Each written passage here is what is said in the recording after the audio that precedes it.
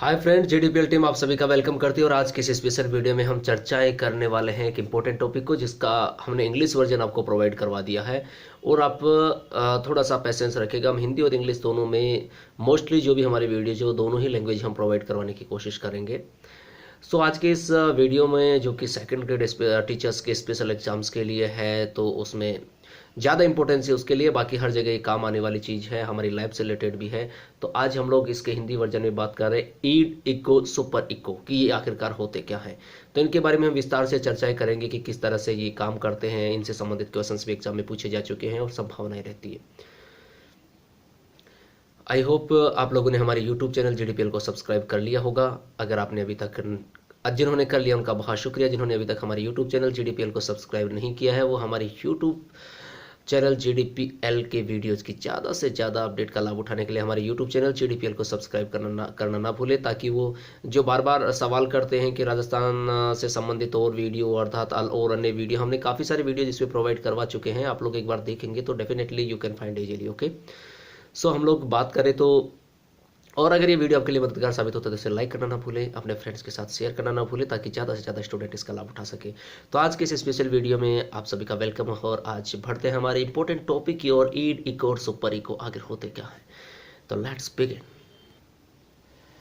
देखिएगा, इस वाले टॉपिक की बात की जाए, ईड इको और सुपर इको की बात की जाए, तो देखिएगा जो फ्राइड है, कौन है फ्राइड, उन्होंने बड़ा ही विचार व्यक्त किया, उन्होंने काफी सारा शोध किया, उसके बाद में एक निष्कर्ष निकाला और उन्होंने मस्तिष्क या जो मन होता है उसके स्तर बताए।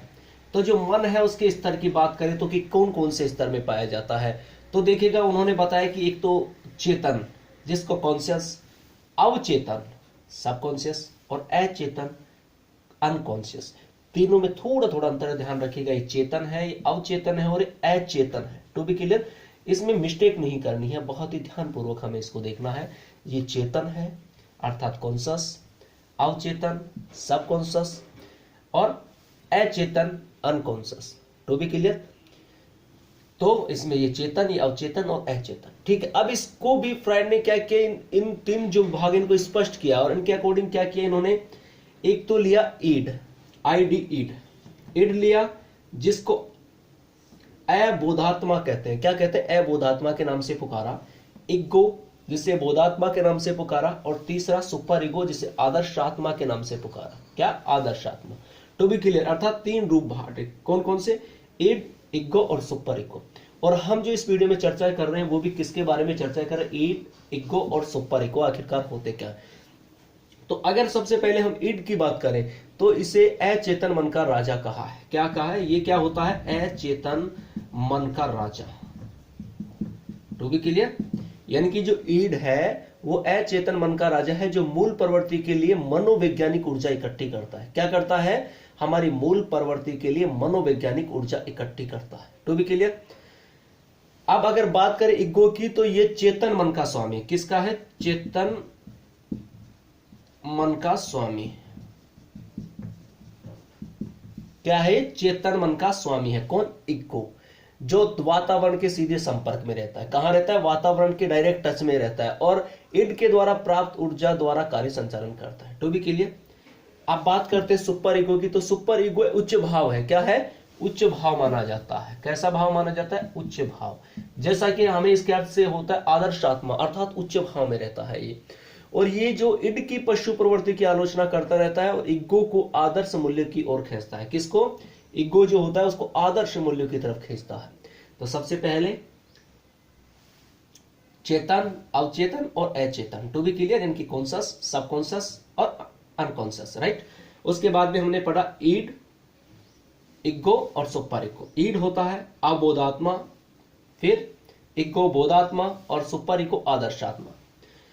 फिर हमने पढ़ा कि जो ईड होता है वो अचेतन मन का राजा होता है। अगर इगो की बात करें तो ये चेतन मन का स्वामी माना जाता है और ये क्या होता है, उच्च भाव में माना जाता है। अब बात करते हैं आगे की, आखिर इनमें क्या क्या अंतर है, किस किस तरीके से होता है। सबसे पहले देखते हैं ईड। यह अवस्था जो होती है इच्छाओं और कामनाओं को जन्म देती है। किसको, इच्छाओं और कामनाओं को जन्म देती है।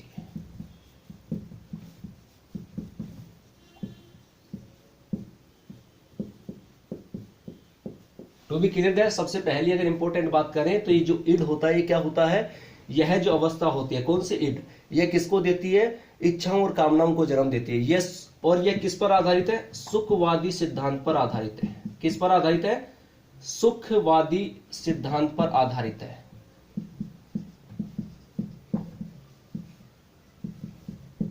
To be clear. फिर इसके बाद कहते हैं उचित या अनुचित का ज्ञान नहीं रखती, उचित या अनुचित का ज्ञान नहीं, ये इंपॉर्टेंट तथ्य है एग्जाम की दृष्टि से। To be clear. और इसमें क्या होता है, इस अवस्था में जो हमारा तार्किक पहलू होता है ना, हम लोग बात करें कि कोई तार्किक जो होता है, तार्किक व जो तार्किक व नैतिक मूल्यों की बात कर रहे हैं, किसकी, नैतिक की, तो उनका क्या होता है, वो अनुपस्थित रहते हैं। नैतिक पहलू क्या रहते हैं, अनुपस्थित रहते हैं, अर्थात उनका अभाव पाया जाता है इसमें। To be clear. और इंपॉर्टेंट बात करें, ये इच्छा पूर्ति के लिए छीन लो का निर्देश देता है। किसका लेता है, छीन लो का, किसके लिए, इच्छा पूर्ति के लिए। फिर से देख लीजिएगा, जो इड होता है इस अवस्था में इच्छाओं और कामनाओं को जन्म देती है अवस्था, यह सुखवादी सिद्धांत पर आधारित होती है अर्थात सुख प्राप्ति की तरफ जाती है। इसमें उचित अनुचित का सही परख नहीं होती, ज्ञान नहीं होता, तार्किकता व नैतिकता पहलू इसमें अनुपस्थित रहते हैं और ये अपनी इच्छा पूर्ति के लिए छीन लो का सिद्धांत का फॉलो करते हैं। छीन लो का निर्देश निहित है, यानी कि छीन लो का जो निर्देश है वो मिलता है इसमें। To be clear. तो ये वाले पॉइंट है बहुत इंपॉर्टेंट है ईड को क्लियर करने के लिए। To be clear. अब ये इसमें क्या हो गया, अलग अलग भाव व्यक्त हो रहे हैं। अब बात करते हैं कि ईगो में क्या होता है। जैसा कि हमने ईगो में कहा कि बोधात्मा, तो ये क्या कहती है, वास्तविकता के निकट रूप होती है। क्या होती है, वास्तविकता जो होती है उसके क्या होती है, से निकट रूप से संबंध रखती है, निकट रूप से संबंधित। To be clear. पहली तो क्या, वास्तविकता से निकट रूप से संबंधित, इंपॉर्टेंट चीज है। दूसरा, इसके जो निर्णय होते हैं प्रत्यक्षीकरण के आधार पर होते हैं। निर्णय का जो आधार होता है, निर्णय जो होते हैं वो किस पर होते हैं, प्रत्यक्षीकरण का आधार होता है, प्रत्यक्षीकरण। टू बी क्लियर, प्रत्यक्षीकरण के आधार पर होता है। और अगर हम लोग बात करें तो ये जो है इगो इर्द सुपर इगो के बीच का, इस तरह सीधी सी बात है, ये भी चीज याद रखना आपको। ये जो है इगो, तो ईड और सुपर इगो के बीच के, यह मन का मुख्य शासक कहलाता है। ये क्या होती है इस अवस्था में, यह है मन का मुख्य शासक कहलाता है। ये इंपॉर्टेंट तथ्य इसमें, मुख्य शासक कहलाता है कौन, इगो। क्या कहलाता है, मन का मुख्य शासक कहलाता है। टू बी क्लियर, ये इंपॉर्टेंट पॉइंट है इसका। और इसमें क्या होता है कि ये इस अवस्था में निर्देश होता है कि प्रत्येक इच्छा का परिणाम लो, यानी कि इस अवस्था में क्या होता है, प्रत्येक इच्छा का परिणाम लो, इच्छा का परिणाम लो। To be clear. और परिणाम न तो सुखवादी बनो, ये कहता है कि न तो सुखवादी बनो और न ही पूर्णतया आदर्शवादी, और न ही पूर्णतया आदर्शवादी, यानी कि कहने का मतलब बीच का है। कैसा है, बीच का है। क्या कहता है कि पहले प्रत्येक इच्छा का क्या करना है, परिणाम लेना है, ना तो पूरी तरह से सुखवादी बनना है, ना ही पूर्णतः आदर्शवादी बनना है। दूसरी बात, ये मन का है मुख्य शासक कहलाता है। यह निर्णय के प्रत्यक्षीकरण के आधार पर रहता है और वास्तविकता से निकट रूप संबंध रखता है। To be clear. अब बात करते हैं कि सुपर इगो क्या है। अब अगर हम लोग सुपर इगो की बात करें, पहले ईड की बात की, ईड में हमने कहा कि ये अवस्था इच्छाओं और कामनाओं को जन्म देती है। इगो में क्या कहा, वो वास्तविकता के निकट रूप रहती है। अब बात करें तो सुपर इगो जो है वो व्यक्तित्व का पूर्णतः कौन सा होता है, नैतिक पक्ष। इंपॉर्टेंट बात क्या है, व्यक्तित्व का कौन सा होता है, नैतिक पक्ष होता है। To be clear. क्योंकि इसका अर्थ जो हमने देखा वो क्या निकलता है, आदर्शात्मा, आदर्शात्मा यानी कि आदर्श की तरफ होता है। तो सिंपल सी बात है कि वो नैतिक पक्ष को लेकर के होगा। दूसरी बात, जैसे हम समाज में या माता पिता का या अध्यापक गण इत्यादि का जो भी रेस्पेक्ट करते हैं या जिन मूल्य व आदर्शों की बात करते हैं, वो सारे के सारे किस में होते हैं, सुपर इगो के रूप में ही निहित होती है। और ये जो होता है सुपर इगो का ये अंग है जो सबसे अंत में विकसित होता है, क्योंकि सबसे पहले क्या कौन सा आया, ईड आया, फिर इगो और सुपर इगो। तो इगो क्या है, ईड और सुपर इगो दोनों के मध्य की अवस्था। To be clear guys. For example, इसको समझने के लिए हम एक छोटा सा एग्जांपल लेते हैं। इन तीनों को समझने के लिए शायद वो एग्जांपल आपके लिए बेहद कारगर साबित होगा। मान लीजिएगा एक लड़का है और वो लड़का बाजार में फलों की दुकान पर खड़ा है। बहुत ध्यान से सुनिए, बहुत इंपॉर्टेंट है।